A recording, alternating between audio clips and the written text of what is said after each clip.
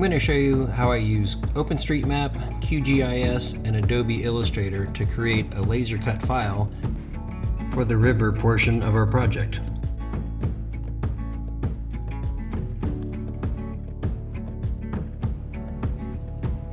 First, we go to openstreetmap.org and zoom into the area where we'd like to find our geographical feature. In this case, I'm going to look for the Arkansas River and click on one of the options on the left, and you can see that this populates the entire Arkansas River. Here I'm looking for the data that I need to query to find this river. Waterway equals river, and the name equals Arkansas River. Next, we'll go over to QGIS.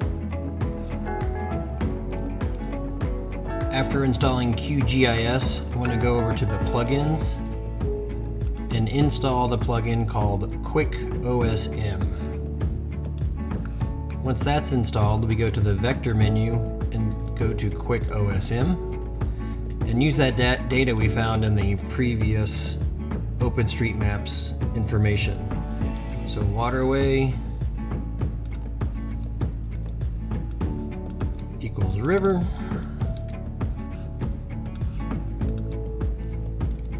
Name equals Arkansas River, and we're looking for that in the state of Colorado. Run query,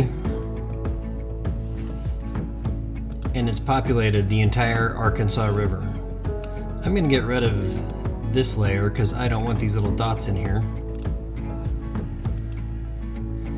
But once we zoom in, we can see the entire Arkansas River. I know there's only a section of this that I want to export to Illustrator to manipulate for the laser file. So what I'm going to do is hit Project, Export, Export Map to PDF, and click on Draw on Canvas. I know that I just want this section of the river, so I highlight that and click Save.